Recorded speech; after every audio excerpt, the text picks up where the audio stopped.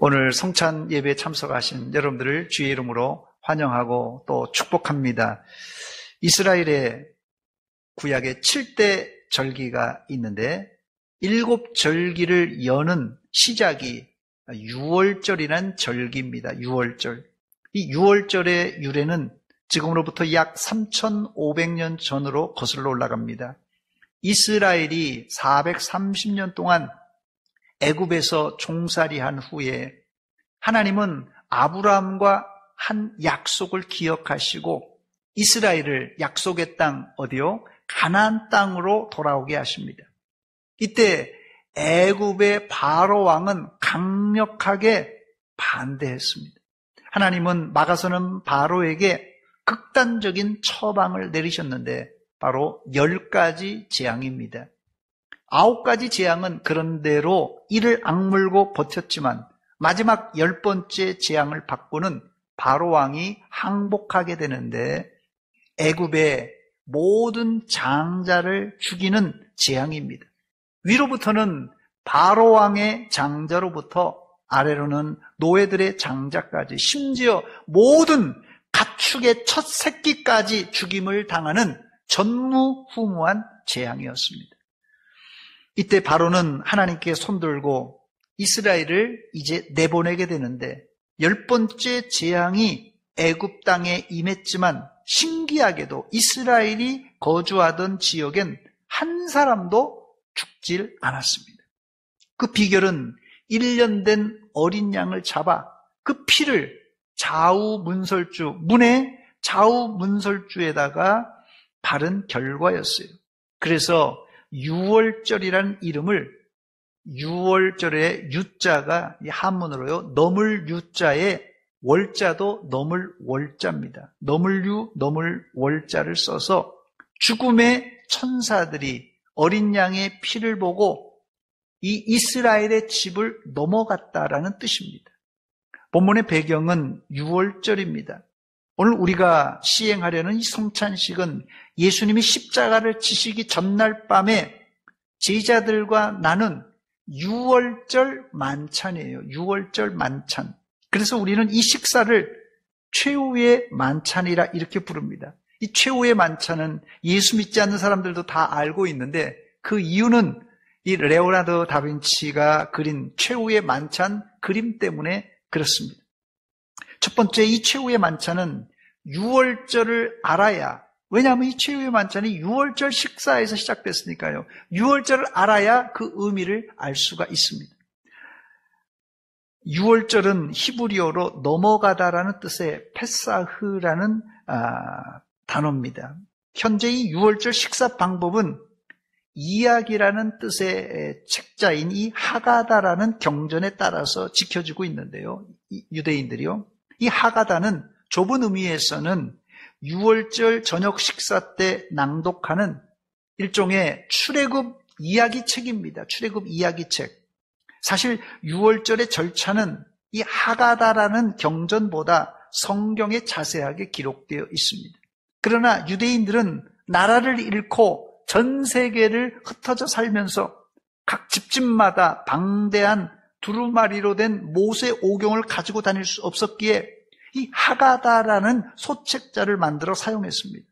유대인들은 약 2000년 동안 나라를 잃고 전 세계에 흩어져 살았는데 이를 디아스포라 유대인, 디아스포라 이렇게 말합니다. 이 디아스포라가 그래서 전 세계에 대략 세 분파로 구분되어 있는데요. 이 세 분파 중에 첫 번째가 독일을 포함한 동유럽을 중심으로 사는 이 아슈케나짐이라는 디아스포라입니다. 두 번째는 스페인을 중심으로 하는 세파르딤이라는 이 디아스포라고요. 마지막 세 번째는 이 중동과 동방을 중심으로 사는 디아스포라입니다. 이게 미즈라임이라고 부르는데요. 이 중에 가장 큰 숫자가 많은 이 아슈케나짐, 이 유대인은 주로 이 구소련과 동유럽에 거주합니다. 이 세 계파들은 너무 오랫동안 2000년 동안 스페인에도 살고요, 북아프리카에도 살고요, 또 독일이나 이 소련이나 옛날 러시아 이 지역, 우크라이나 여기에 너무 오랫동안 떨어져 살다 보니 각자 약간 다른 유월절 식사 전통을 가지게 되었습니다. 그러나 유대인들이 2000년 동안 흩어져 지냈음을 고려해 볼 때 이 정도는 거의 흡사합니다. 약간은 차이가 있습니다. 왜냐하면 지역마다 음식, 이게 유월절 식사니까 음식이 러시아에서 나는 채소하고 스페인에서 나는 채소가 다를 거 아니에요. 그러니까 그게 조금 변형된 거지 거의 비슷합니다.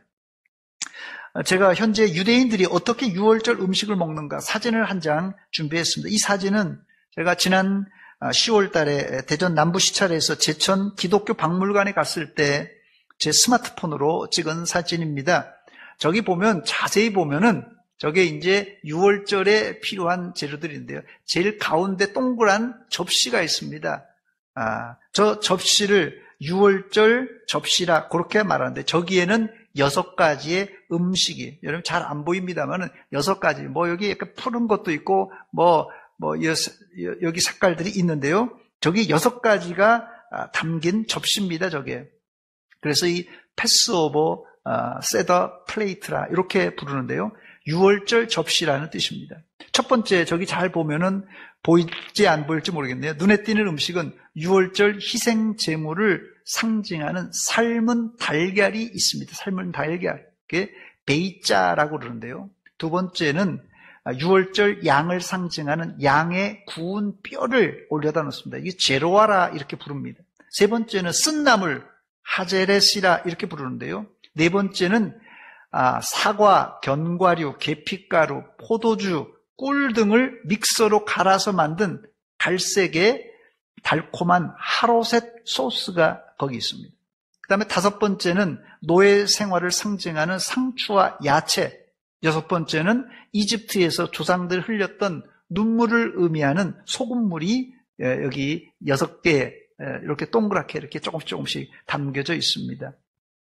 유대인들은 6가지 음식에 저 옆에 보면은 이게 빵인지 떡인지 모르지만 저게요. 이 마짜라고 하는 누룩 없는 무교병입니다.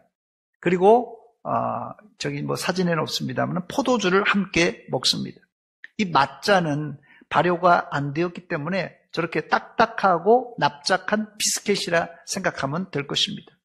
지금 보신 유대인들의 유월절 음식은 이 성경에 나오는 음식과는 약간 차이가 있고 더 나아가서는 예수님이 제정하신 성만찬 음식과도 차이가 있습니다.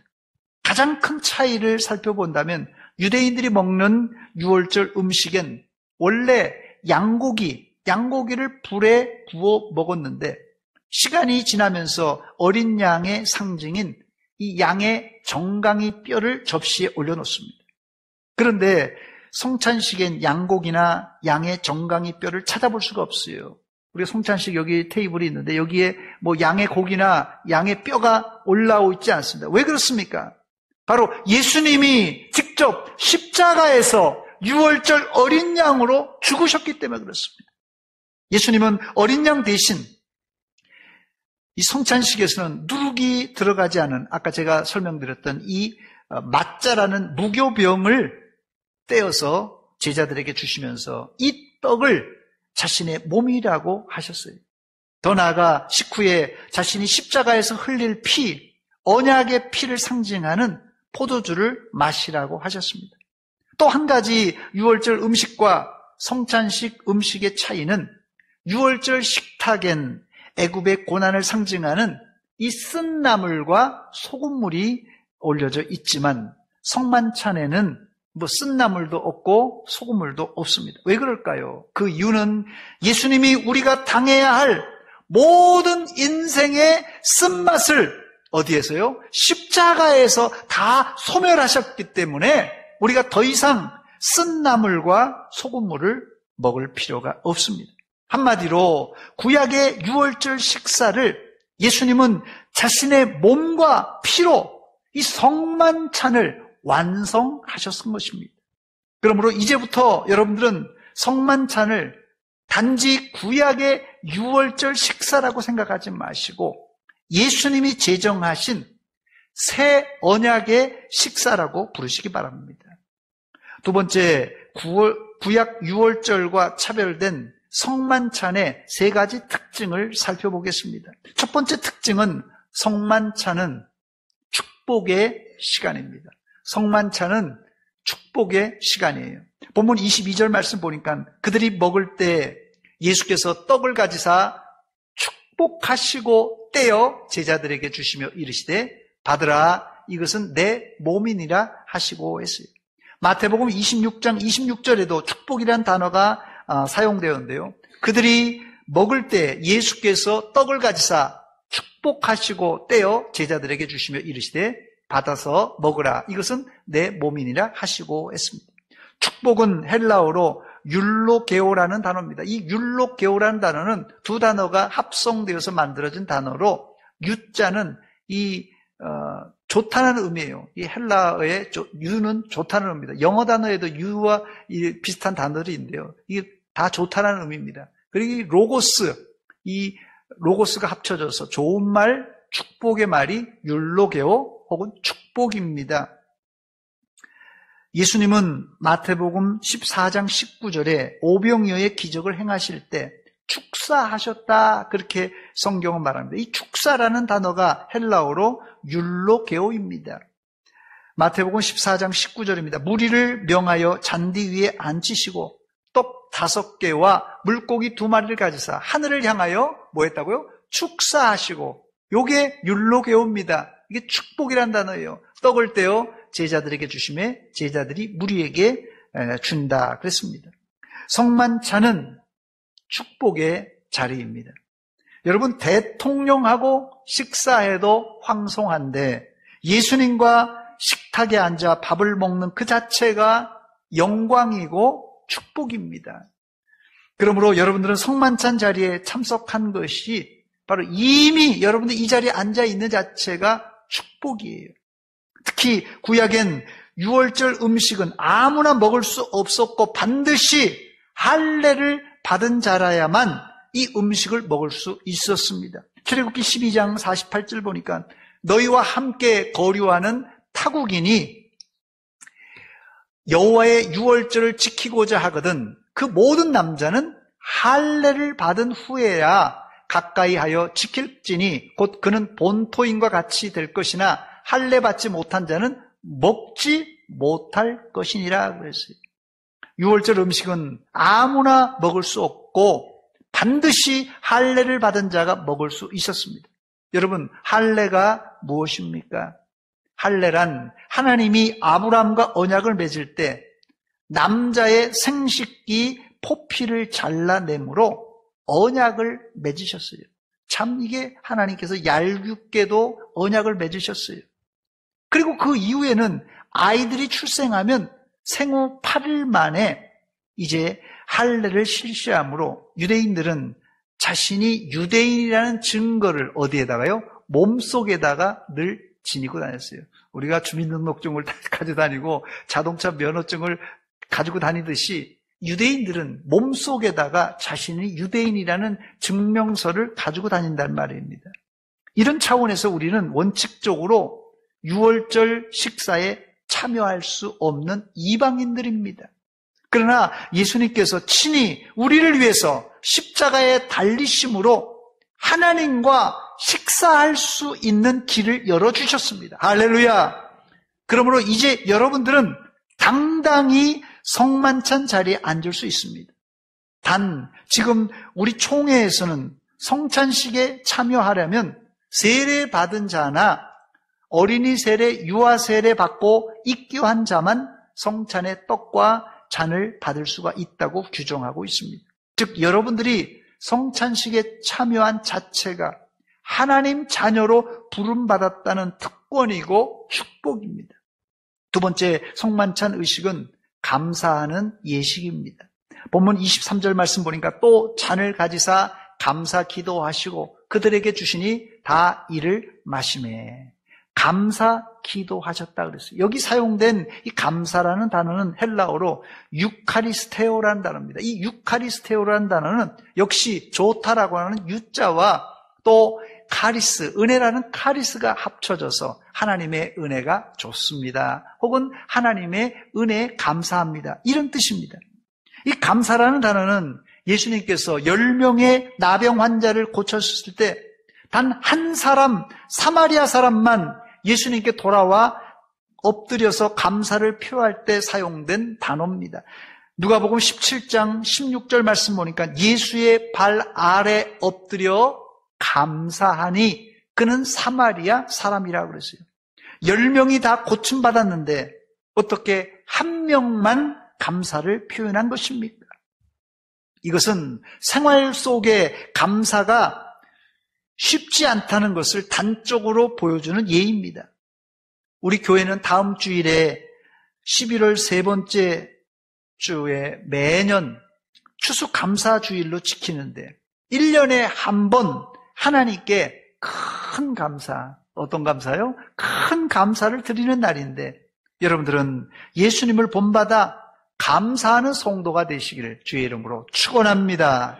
사실 성찬식에서 하는 감사는 단순한 감사가 아니라 날 구원하기 위해서 십자가를 지시고 돌아가신 예수님의 사랑과 은혜에 감사하는 것이라 이건 단순한 감사가 아니라 감사를 넘어 감격으로 나아가야 되는 것입니다.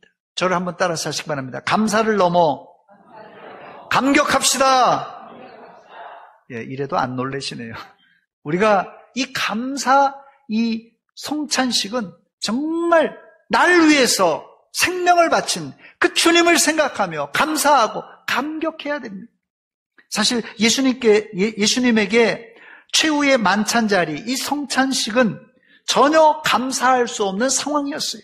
감사할 수 없는 첫 번째 이유는 최후의 만찬 자리에서 제자 가룟 유다가 예수님을 팔아먹으려고 대제사장에게 달려갔기 때문에 그렇습니다. 여러분, 모르면 몰라도 제자가 자신을 팔려는 것을 알고도 감사하신 것은 정말 대단한 감사입니다. 더 나아가 오늘 밤이 지나면 새벽에 대제사장이 보낸 군병들에게 잡혀서 십자가를 지실 것을 알기에 예수님의 감사는 결코 쉽지 않은 감사였어요. 여러분 같으면 이런 배신과 죽음 앞에서 감사할 수 있겠습니까? 아마도 내가 3년 6개월 동안이나 잘 거두어서 가르쳤는데 괘씸한 놈이라고 욕하고 저주할 것입니다. 예수님도 사람의 마음, 인성을 가지고 있기 때문에 제자에게 배반당하고 또 십자가 앞에서 감사하기란 결코 쉽지 않았을 것입니다. 그러나 예수님은 진심으로 감사하셨어요. 그리스도인들은 상황을 초월하여 범사에 감사해야만 합니다. 왜 그렇습니까? 첫째는 하나님의 명령이기 때문에 그래요. 범사에 감사하라, 하나님의 명령입니다. 둘째는 우리는 어떤 상황이든 심지어는 죽는 마당에서도 감사할 수 있는데 그 이유는 우리는 죽어도 천국 하나님의 나라에 들어가기 때문에 그렇습니다. 그래서 그리스도인들은 상황을 초월하여 감격할 수 있는 사람들입니다. 저를 한번 따라서 하시기 바랍니다. 하나님, 감사합니다. 마지막 세 번째 성만찬 의식엔 찬양이 있습니다. 본문 26절에 보니까 이에 그들이 찬미하고 감람산으로 가니라 그랬어요. 예수님은 제자들과 만찬을 마무리하고는 찬송하며 감람산으로 올라가셨습니다. 예수님이 제자들과 함께 부른 찬송은 성경에 나와 있지 않지만 보통 6월절 만찬에는 유대인들이 시편 115편에서 118편으로 이어지는 이걸 할렐이라 이렇게 부릅니다. 이 할렐 찬송 시편 115편에서 118편 또 대할렐 찬송인데요. 이게 시편 136편입니다. 아마도 이 할렐 혹은 대할렐로 부르면서 감람산으로 가지 않았을까 추정되는데요. 제가 제일 심증이 가는 할렐송을 한번 찾아보았습니다. 시편 116편 3절과 4절 그리고 14절로 16절 말씀입니다. 사망의 줄이 나를 두르고 스올의 고통이 내게 이르므로 내가 환난과 슬픔을 만났을 때 내가 여호와의 이름으로 기도하기를 여호와여 주께 구하오니 내 영혼을 건지소서 하였도다. 14절입니다. 여호와의 모든 백성 앞에서 나는 나의 소원을 여호와께 갚으리로다. 그의 경건한 자들의 죽음은 여호와께서 보시기에 귀중한 것이로다. 여호와여 나는 진실로 주의 종이오니 종이요 주의 여종의 아들 곧 주의 종이라. 주께서 나의 결박을 푸셨나이다. 나의 결박을 푸셨나이다. 예수 결박 푸셨도다. 예수 결박 푸셨도다. 임박 푸셨도다. 나의 결박 푸셨도다. 나는 자유의 나는 자유. 한 번 더 부릅니다. 예수 결박 푸셨도다. 모든 결박 푸셨도다. 나의 결박 푸셨도다. 나는 자유. 한 번 더 부릅니다. 예수 결박 푸셨도다. 모든 결박 푸셨도다. 나의 결박 푸셨도. 나는 자유의 나는 자유의. 할렐루야. 예수님은 우리의 묶인 모든 죄의 결박을 푸시려고 십자가를 지고 가시면서도 우리의 결박을 푸시려고 찬송하며 겟세마네 동산으로 기도하러 올라가셨습니다. 그러므로 우리는 성만찬을 대하면서 하나님께 감격하며 더 나아가 찬송해야만 합니다. 말씀을 마치겠습니다. 예수님은 성만찬 자리에서 제자들에게 배반당하시고 몇 시간 후엔 십자가에 달려 죽을 것을 알고도 제자들에게 독서를 내뱉지 않고 축복하셨고 감사하셨고 찬미하셨습니다. 이것이 구약 유월절과 예수님 성만찬의 가장 큰 차별점입니다. 안타까운 사실은 유대인들은 아직도 유월절을 지내면서 4개의 잔을 준비하는데 마지막 4번째 잔을 엘리야 잔이라고 해서 마시지 않고 남겨둔다고 합니다. 제가 사진 하나 준비했습니다. 저게 좀 길쭉해야 되는데 이제 넓적해져 버렸는데요. 이 엘리야 잔, 이렇게 엘리야 잔입니다. 저 엘리야 잔, 이 엘리아스 컵이라고 되는데요. 이 잔은 제가 지금 저거는 현재 미국 아마존 온라인 쇼핑몰에 팔고 있는 도자기로 된 이 잔입니다. 여기 $20짜리 잔이에요. 이게 무슨 말이겠어요? 지금 아마존 그냥 일반 우리 쿠팡에서 저 엘리야 잔을 팔고 있다는 것은 그만큼 이 6월절을 지내면서 저 엘리야 잔이 필요하다는 것이에요. 그 이유는 불말과 불병거를 타고 하늘로 올라간 구약의 엘리야 선지자가 다시 올 것을 기다리며 그들은 포도주를 그 엘리야 잔에 부어 넣는다고 합니다.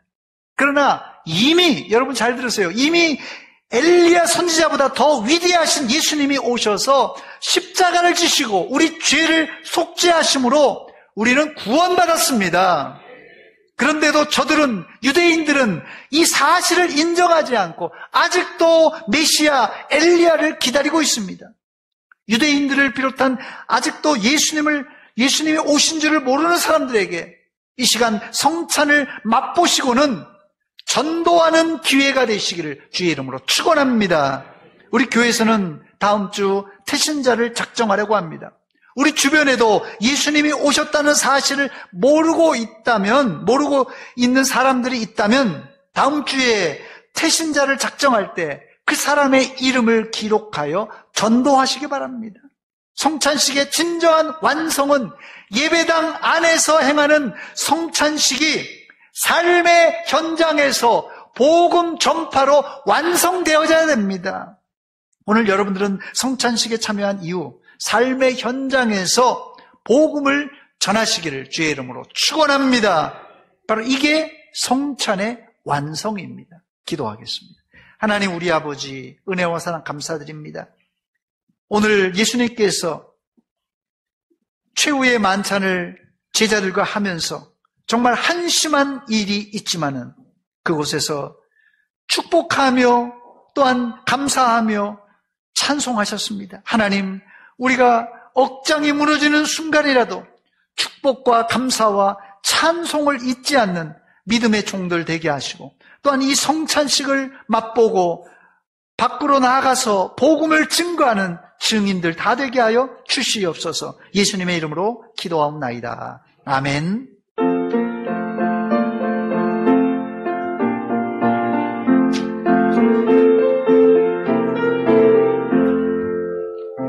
내 진정 사모하는 증거가 되시는 구주 예수님은 아름다워라.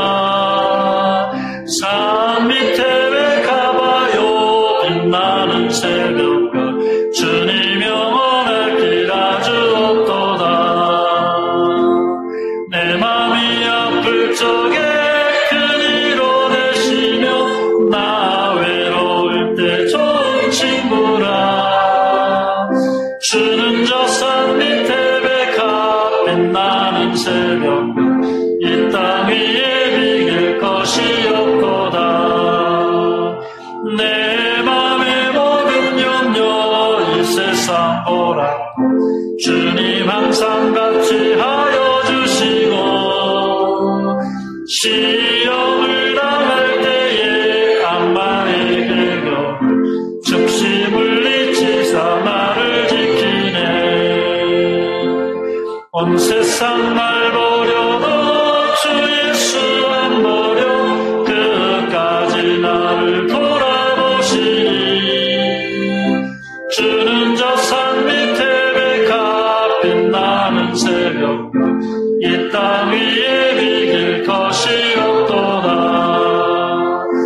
내 맘을 다하여서 주님을 따르며 길이 길이 나를 사랑하리니. 물물이 두렵지 않고 창건 먹어봤네. 주는 높은 산섬 내 방패시라. 온 영혼 먹이시는 그네 누리고 나 친히 주를 뵙기 원하네. 주는 저 산 밑에 백합 빛나는 새벽별 이 땅 위에 비길 것이 없도다.